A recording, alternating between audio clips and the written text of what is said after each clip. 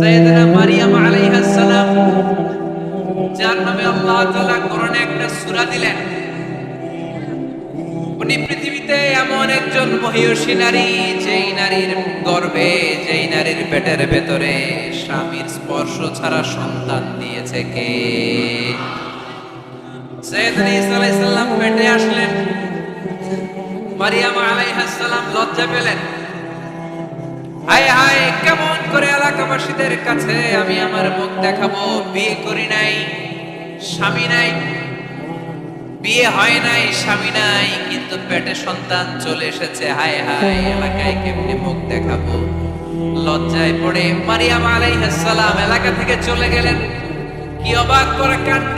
বাচ্চা ভূমিষ্ঠ হওয়ার জন্য, বড় হওয়ার জন্য 6 মাস 7 মাস লাগে নাই, পেটে বাচ্চা আসার সাথে সাথে বাচ্চাটারে বড় করে দিয়েছে কে? সাইয়েদাতুনা মারিয়াম আলাইহিস সালাম এবার বসে বললেন, বুঝতে আরম্ভ করলেন প্রেগন্যান্সির পেইন উঠেছে। হঠাৎ করে পেট থেকে বাচ্চা ভূমিষ্ঠ হয়ে যাওয়ার পরে উনি কাঁপতে আরম্ভ করলেন। ক্ষুধার চোটে খাবার কিছু নাই, সামনে ঝর্ণা, উপরে একটা খেজুর গাছ। সাইয়েদনা ঈসা আলাইহিস সালামকে কোলে নিয়ে মারিয়াম আলাইহিস সালাম মনে মনে ভাবে, হায় রে, কেউ যদি একটু খেজুর পেড়ে দিত, এই ক্ষুধার মুহূর্তে আমি খেজুর খেয়ে পেটের ক্ষুধা নিবারণ করতাম। রব্বুল আলামিন মারিয়ামকে উদ্দেশ্য করে আয়াত নাযিল করে দিলেন, ওয়া হুজ্জি ইলাইকি বিজিযইন নাখলাতি তুসাকিত আলাইকি রুতাবান জানিয়া। কোরআন সাক্ষী, হুজ্জি ইলাইকি বিজিযইন নাখলা, এর মানে হচ্ছে মারিয়াম, কেউ পেড়ে দিবে না, একটু কষ্ট করে হাতটা উঁচু করে খেজুরের ডালা ধরে ঝাঁকুনি মারো, টষ্ট সে কাঁচা পাকা খেজুর নিচের দিকে পড়বে, তারপর তুমি তুলে খাবে। সুবহানাল্লাহ পড়েন। আল্লাহ চাইলে অটোমেটিক্যালি কারামাত হিসেবে খেজুরগুলো নিচে ফেলতে পারতেন না? কথা কন, খেজুরগুলো অটোমেটিক্যালি নিচের দিকে পড়ছে? পড়ে নেই। আল্লাহ শিক্ষা দিয়েছে, যেই পরিস্থিতিতে থাকো না কেন, তোমাকে শ্রম ব্যয় করে, কষ্ট করে তোমার উপার্জন করতে হবে, রিজিকের বন্দোবস্ত করতে হবে। চিল্লায় বলেন ঠিক কিনা? ইসলাম আমাদেরকে এটাই শিখিয়েছে, কাজে লজ্জা নাই। আবার বিষ্ণু বললেন, ইন খামাতিস সাআ ওয়া ফি ইয়াদি আহাদিকুম ফাসিলাতুন, তোমাদের কারো হাতে যদি একটা চারা বীজ থাকে, সে যদি দেখে কিয়ামত হতে শুরু করেছে, ফাইন ইসতাতা আইয়াগরিসহা ক্বাবলা আন তাকুমাস সাআ ফালইয়াগরিসহা, কারো হাতে একটা চারা বীজ নিয়ত করেছে, চারা বীজটা রোপণ করবে, ইন দা মিন টাইম দেখলো কিয়ামত হতে শুরু করেছে, বিশ্বনবী বললেন, যদি তোমার সুযোগ থাকে কিয়ামত হওয়ার আগে চারা বীজটা রোপণ করে দাও। কথা বুঝতে পেরেছেন? আপনার হাতে একটা চারা বীজ, আপনি প্ল্যান করেছেন এই চারা বীজটা রোপণ করবেন, ইন দা মিন টাইম দেখলেন কি হওয়া শুরু হয়েছে, ইযা সুলসিলাতিল আরদু জিলজালাহা, দ্য বিগেস্ট আর্থকোয়েক, ভূমিকম্প শুরু হয়েছে, কিয়ামত হয়ে যাবে।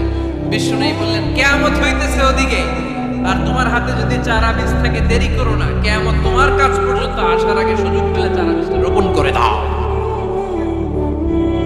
ইসলাম শিখিয়েছে শেষ নিঃশ্বাস পর্যন্ত তোমাকে লড়ে যেতে হবে। এই পৃথিবীতে কেউ কাউকে জায়গা করে দেয় না, জায়গা করে নিতে হবে।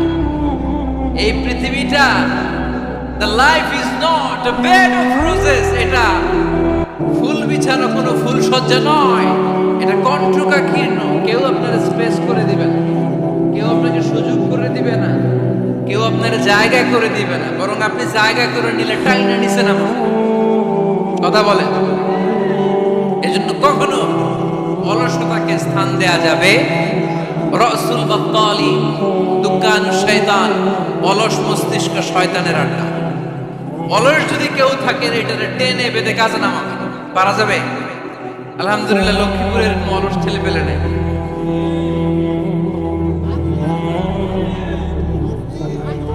আছে।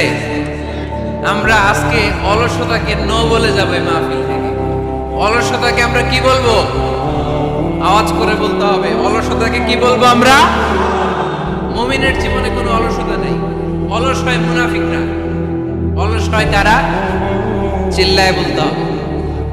মুমিনরা অলস হয়। অলস হয় কারা?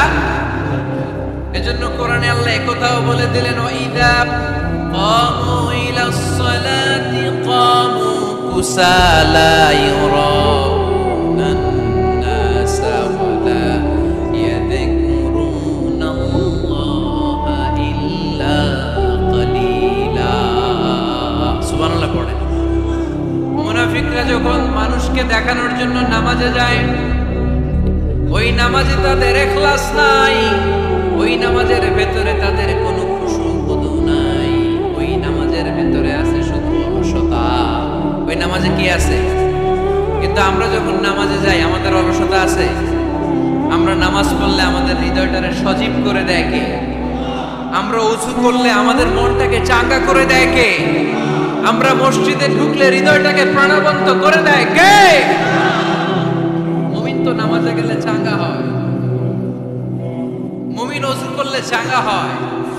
বিষ্ণু ঈসা ইসলাম বললেন, ইয়াকিদু শাইতানু আলা কাফিয়াতি রাসি আহাদিকুম ইদা নাম।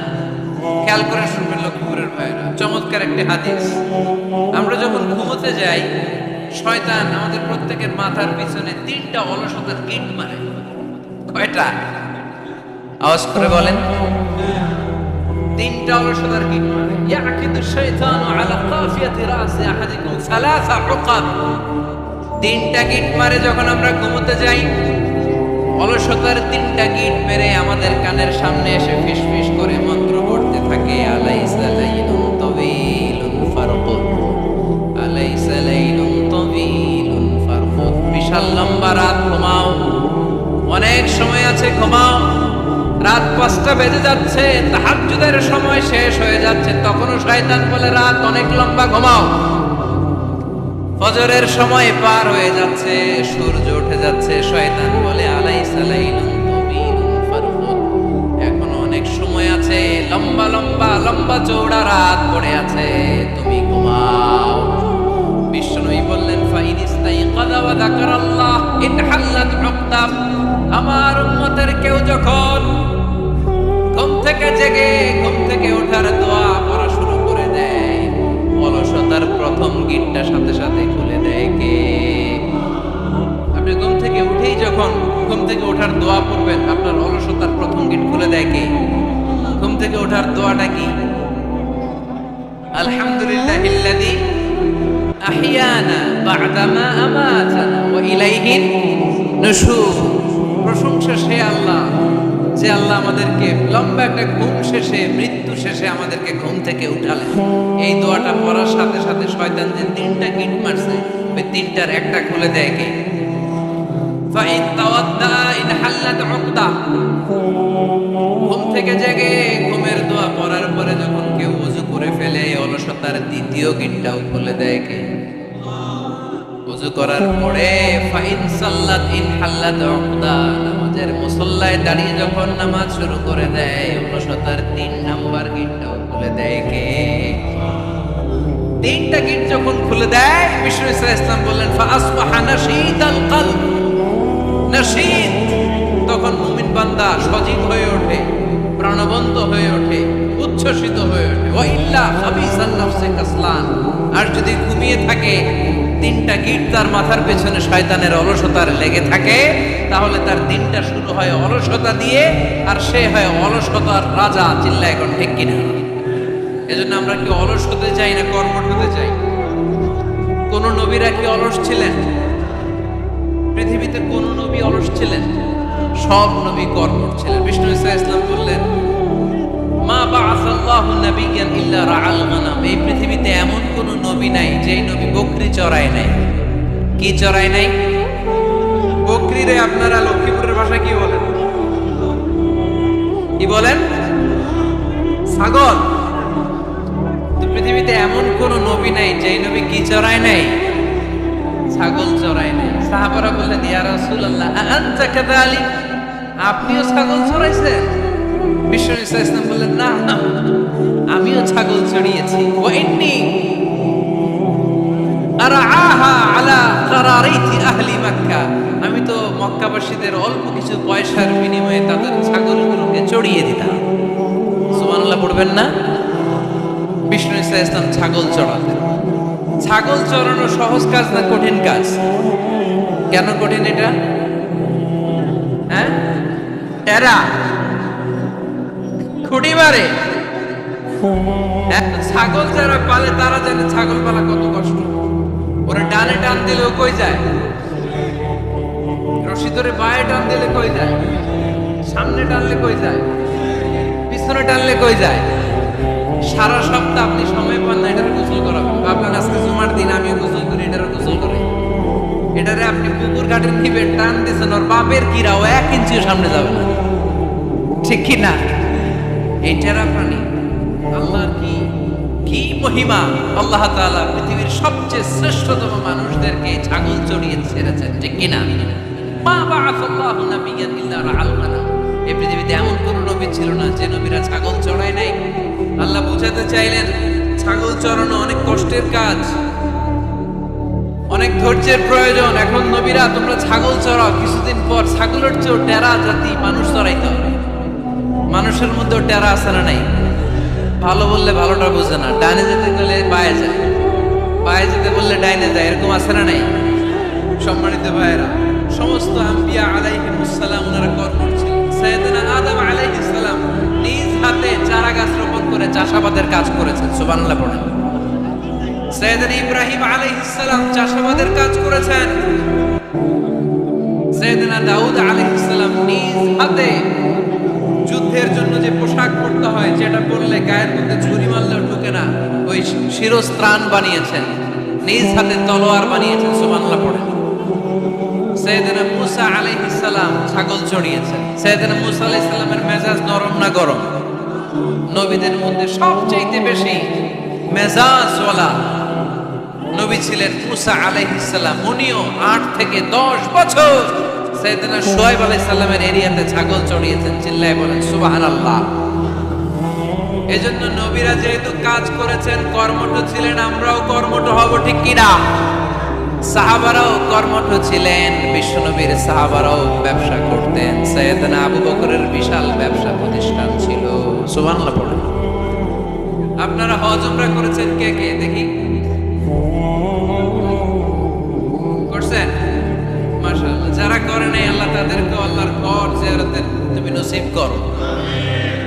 বিশ্বনবীর মাকবারার সামনে দাঁড়িয়ে আমরা যেন সালাম পেশ করতে পারি, তুমি নসিব করো। বাইতুল্লাহ শরীফে এবং মসজিদ নববীতে আমরা যেন সালাত আদায় করতে পারি, আল্লাহ তুমি নসিব করো। সাইয়েদনা আবু বকর রাদিয়াল্লাহু তাআলা আনহুর ব্যবসা প্রতিষ্ঠান ছিল মক্কার কাবা ঘরের পাশেই। ওনার ব্যবসা প্রতিষ্ঠানগুলো যেখানে ছিল ঠিক ওইখানে সৌদি সরকার এখন শপিং মল বানিয়ে দিয়েছে, মাতজার আবু বকর।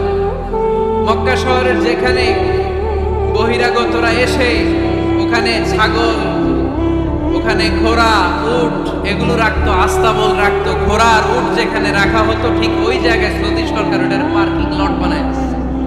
মানে যেখানে আগে সাহাবাদের ব্যবসার জায়গা ওইখানে বর্তমানে শপিং। যেখানে আগের সময়কাল সাহাবারা উট আর ঘোড়া রেখে বাঁধতো, ওইখানে এখন গাড়ি ঘোড়া রাখার ব্যবস্থা করা হয়েছে। সাইয়েদনা আবু বকর অনেক বড় ব্যবসায়ী ছিলেন। ওনার নিজ টাকা দিয়ে হাবাসা থেকে আসা সাইয়েদনা বেলালকে তিনি 20,000 স্বর্ণ মুদ্রা দিয়ে উমাইয়া ইবনে খালাফের কবল থেকে তিনি মুক্ত করেছেন। সাইয়েদনা উসমান যুন্নুরাইন বড় ব্যবসায়ী ছিলেন। নিজের টাকা দিয়ে মদিনার মুসলমানেরা পানি খেতে পারে না, বীরে রুমা নামে একটা কুয়া ছিল, এই কুয়ার মালিক ছিল ইহুদি। মুসলমানেরা পানি খেতে গেলে সে বকা দিত, পানি খেতে দিত না। বিশ্বনবী বললেন আমার সাহাবীদের মধ্যে এমন কি কেউ নাই নিজের অর্থায়নে বীরে রুমা কিনে মুসলমানদেরকে দিয়ে দিবে? সাইয়েদনা উসমান যুন্নুরাইন বললেন ইয়া রাসূলুল্লাহ আপনার খেদমতে আমি হাজির। মুহূর্তের মধ্যে সাইয়েদনা উসমান যুন্নুরাইন নিজের অর্থায়নে বীরে রুমাটা কিনে মুসলমানদের জন্য সদকা করে দিয়েছে। ব্যবসা না করলে, কর্মঠ না হলে, উপার্জন না হলে সদকা করা যাবে? চিল্লায় বলেন করা যাবে? সুনানে তিরমিজির বর্ণনা, বিষ্ণু ঈসা ইসলাম মক্কা থেকে যত সাহাবারা হিজরত করে মদিনায় এসেছে, মদিনাতে কোন না কোন সাহাবার সাথে বিশ্বনবী ভ্রাতৃত্বের বন্ধনে আবদ্ধ করে দিয়েছে। সুবহানাল্লাহ পড়েন। এজন্য মক্কা থেকে যারা এসেছে এদেরকে বলে মুহাজির, এদেরকে কি বলে? আর মদিনায় যারা ছিল এদেরকে বলে আনসার, এদেরকে কি বলে? আওয়াজ করে উত্তর দিবেন। মক্কা থেকে যারা এসেছে তাদের নাম, আর যারা মদিনার সাহাবী তাদের নাম আনসার। আজকে এই মাহফিলে লক্ষ্মীপুর এর বাইরে থেকে কারা কারা আসছেন দেখি।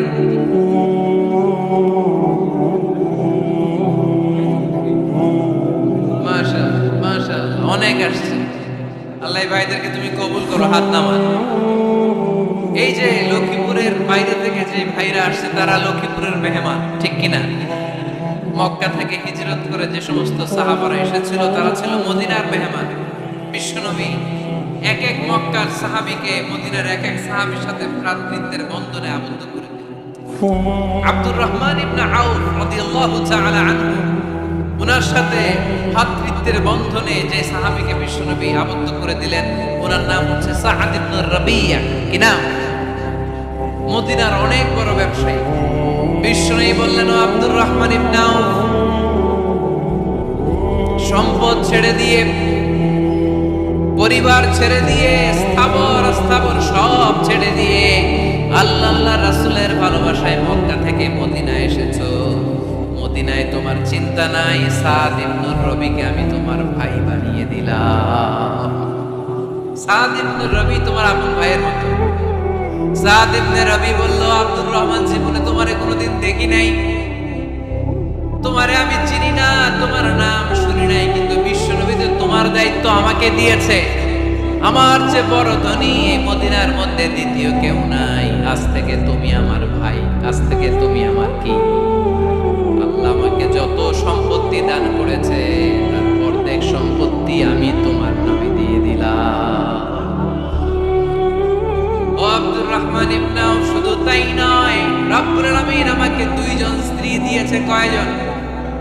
তুমি দেখো আমার কোন স্ত্রীকে তোমার বেশি ভালো লাগে, যার নাম তুমি বলবে সাথে সাথে আমি তারে তালাক দিয়ে দিব।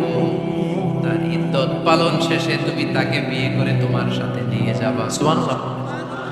কারণ বিশ্বনবী তোমার দায়িত্ব আমার কাছে দিয়েছে, তুমি আমার ভাই, আমি মদিনার সবচেয়ে বড় ধনী, আমার অর্ধেক সম্পদ আমি তোমারে দিয়ে দেব। আমার দুই স্ত্রীর এক স্ত্রীকে তোমারে দিয়ে দিব। সাইয়েদনা আব্দুর রহমান ইবনে আউফ এই কথা শুনে অবাক হয়ে উনিও এক অবাক কথা বললেন। উনি বললেন, লা হাজাতা লি ফি ইয়া আখি, ও আমার প্রাণের ভাই, তোমার কথা শুনে আমার হৃদয়টা ভরে গিয়েছে, কিন্তু তোমার সম্পদেরও দরকার আমার নাই, তোমার স্ত্রীরও দরকার আমার নাই। বারাকাল্লাহু ফি মালিক ওয়া লি আহলিক, আল্লাহ তোমার মালেও বরকত দেখ, তোমার সম্পদেও বরকত দেখ, তুমি শুধু একটু কষ্ট করবা। কি কষ্ট? দুল্লানি আলা সুক, show me the way to the market. তুমি মদিনায় কোনো মার্কেট আছে কিনা, শপিং মল আছে কিনা, ব্যবসা প্রতিষ্ঠান আছে কিনা আমার দেখায় দাও। সুবহানাল্লাহ পড়ে।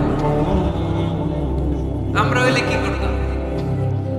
লক্ষ্মীপুরে যারা আসছে এদের একজনের যদি বলা হয়, ভাই আপনি এখন থেকে লক্ষ্মীপুরের ভাই, আমার অর্ধেক সম্পদ আপনারে দিয়ে দেব, কি করবে?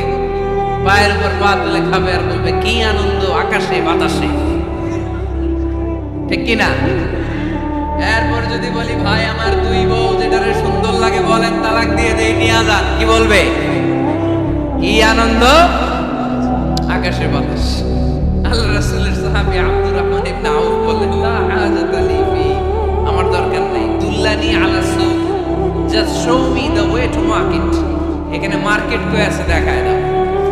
অবাক হয়ে গেলেন সাদ বিন রবি, বললেন, ও আব্দুর রহমান ইবনে আউফ, ঠিক আছে, তুমি যদি নিতে না চাও তোমার আমি জোর জবরদস্তি করব না। শুনে রাখো, মদিনাতে ইহুদিদের কয়নুকার একটা বাজার আছে। এই কথা বলার সাথে সাথে আব্দুর রহমান ইবনে আউফ চলে গেলেন। এর পরের দিন অল্প কিছু পনির আর ঘি দিয়ে ব্যবসা শুরু করলেন। পনির আর ঘিয়ের ব্যবসা করতে করতে করতে করতে ব্যবসায় তিনি এত লাভ করলেন, উনি বললেন, আমি যদি কখনো মদিনার বালুর মধ্যে হাত দিতাম, ওই বালুটারও সোনা বানায় দিত কে? দুল্লানি আলা সুক। লক্ষ্মীপুরের কর্মঠ যুবক ভাইরা, এই আব্দুর রহমান ইবনে আউফ আমাদের প্রেরণা। উনি অন্যের ঘাড়ে পাড়া দিয়ে খেতে চায় নাই, আরেকজনের উপর ডিপেন্ডেন্ট বা নির্ভরশীল হতে চায় নাই। তিনি স্বাবলম্বী হওয়ার শিক্ষা লেসেন কিয়ামত পর্যন্ত গোটা বিশ্বের যুবকদের জন্য রেখে গিয়েছে। চিল্লায় বলো ঠিক কিনা? দুল্লানি আলা সুক, show me the way to market. Market কোথায় দেখাও। পনির আর ঘি নিয়ে ব্যবসা করতে করতে কয়েক মাসের ব্যবধানে ইতিহাস সাক্ষী সাইয়েদনা আব্দুর রহমান ইবনে আউফ মদিনার বিশাল বড় বিজনেস ম্যাগনেটে পরিণত হয়ে গেলেন। চিল্লায় পড়েন আল্লাহু আকবার। এজন্য ব্যবসার ভিতরে বরকত ঢুকিয়ে দিয়েছে কে? বিষ্ণু বললেন আত-তাজিরা সাদুকাল আমিন মা'আন নাবিয়্যিন ওয়াস সিদ্দীকিন ওয়াস শুহাদা'i ওয়াস সালিহিন। আমানতদার ব্যবসায়ী তারা সাধারণ কোনো মানুষ নয়, কিয়ামতের দিন নবীদের সাথে হাসর হয়ে যাবে। আপনারা যারা ব্যবসা করেন, এটা সাধারণ বিষয় নয়। বিষ্ণু ইসলাম নিজেও ব্যবসায়ী ছিলেন। ওনার জীবনের প্রথমে তিনি খাদিজা রাদিয়াল্লাহু তাআলা আনহার ব্যবসার স্টাফ হয়ে কাজ শুরু করেছেন, এরপর নিজে ব্যবসা শুরু করেছেন। এরপরে খাদিজাতুল কুবরা রাদিয়াল্লাহু তাআলা আনহা সব সম্পত্তি বিয়ের পরে বিশ্বনবীর পায়ের সামনে ঢেলে দিয়েছেন। বললেন, ইয়া রাসূলুল্লাহ, এই সম্পদ আমি আপনাকে দিয়ে দিলাম, আপনি ইচ্ছামতো দিনের প্রয়োজনে খরচ করেন। সুবহানাল্লাহ পড়েন। এজন্য বিষ্ণু ইসলাম আমাদের জন্য উপমা, আব্দুর রহমান ইবনে আউফ আমাদের জন্য উপমা। যারা ব্যবসা করেন তারা বিষ্ণু ইসলামের সুন্নাহ পালন করছে। আত-তাজির আস-সাদুক আল-আমিন। বিষ্ণু বললেন সত্যবাদী আমানতদার ব্যবসায়ী, যে ব্যবসা করতে যে মিথ্যা কথা বলে না। অনেক ব্যবসায়ীরা আছে পণ্য চালানোর জন্য মিথ্যা কথা বলে আর কসম কাটে, আছে না নাই? এমনটা করা যাবে? সকালবেলা স্ত্রীরে বলে এই গরুগুলা বিক্রি করবো, তুই একটা দাম কম। কত কম? স্ত্রীরে শিখাই দিচ্ছে এই গরুর দাম তুই 40,000। তো বউ বলে ঠিক আছে, দাম পেলাম 40,000। তো এরপরে বাজারে যখন গরু বিক্রি করতে যায়, একজন যখন বলেছে ভাই এটা 30,000 টাকা দিয়ে কিনবো, ভাই আল্লাহর কসম সকালে একজন 40,000 দাম কইছে, আমি দেই নাই। আছে না নাই? কৌশল করে বউরে শিখাইছে সকালে, তুই দাম কর 40,000। তো বাজারে যে সকালে একজন দাম করছে, দাম করে কইছে 40,000 দেই নাই, আপনার 30,000 কেমনে দেই? এরকম ডাকাইতে আছে না নাই? আলহামদুলিল্লাহ লক্ষ্মীপুরে এরকম লোকজন নাই। আরে নাই, আমি কই নাই, এরা কই আছে। লক্ষ্মীপুরের মানুষ খুব ধার্মিক, আমি জানি। লক্ষ্মীপুর, নোয়াখালী, ফেনী এই বেল্টের লোকজন খুব আল্লাহ আল্লাহ। এদের মধ্যে আল্লাহ আল্লাহর সংখ্যা বেশি,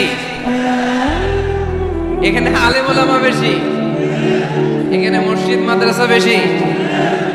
এই জন্য এই জেলাগুলোতে আল্লাহর রহমত বেশি। আল্লাহ তুমি এই জেলার ছেলেপেলাদেরকে, এই জেলার লোকদেরকে তুমি কবুল করো, মা বোনদেরকে তুমি কবুল করো।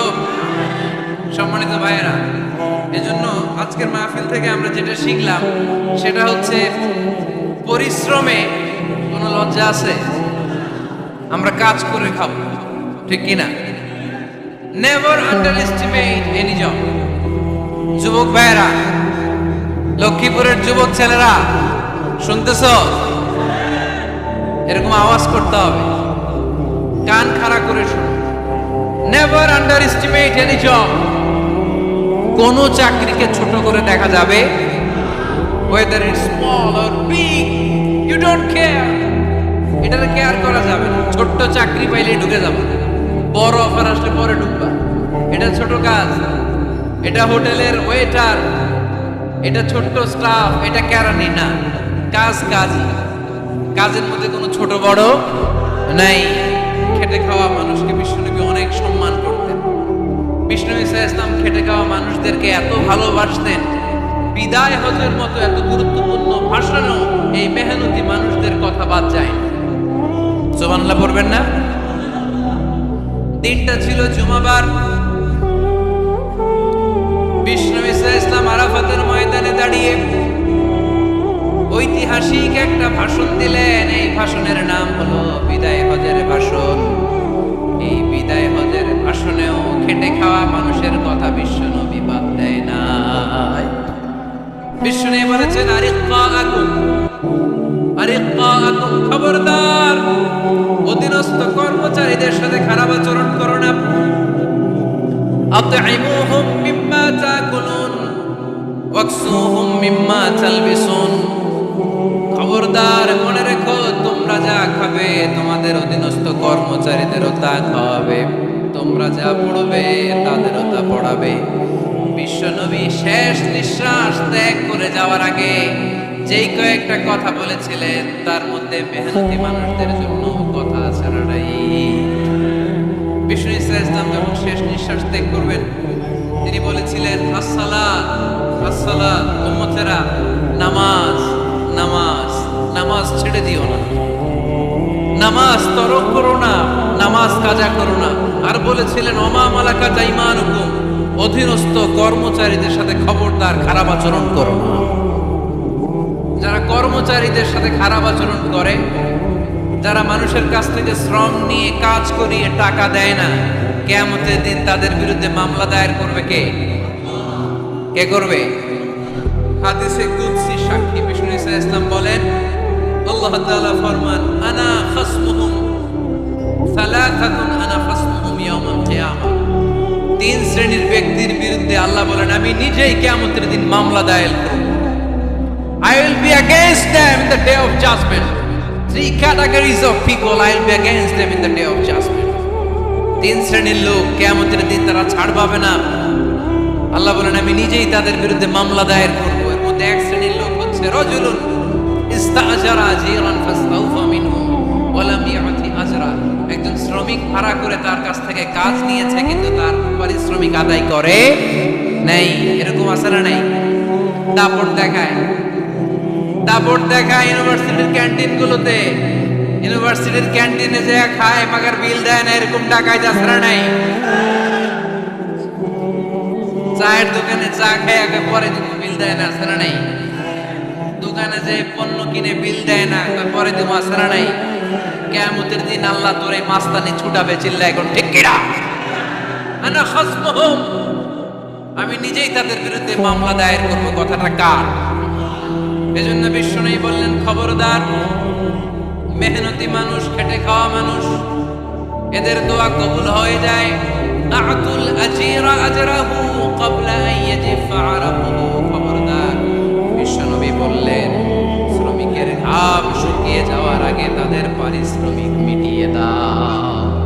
বিশ্বনবীর বিখ্যাত হাদিস, আতুল আজীরা আজরাহু ক্বাবলা আন ইয়াজিফা আরাকুহু। শ্রমিকের ঘাম মাটিতে লাগার আগে, শুকিয়ে যাওয়ার আগে তাদের পারিশ্রমিক মিটিয়ে দাও। কেননা তারা যদি বদদোয়া করে তোমার জীবনকে জাহান্নাম বানিয়ে দিবে কে? বিষ্ণু ইসলাম সব সময় খেটে খাওয়া মানুষদেরকে আগলে রাখতেন। সব সময় শুধু যে ভাষণে মেহনতি মানুষদের সাথে ভালো আচরণ করতে বলতেন, শ্রমিকদের সাথে ভালো আচরণ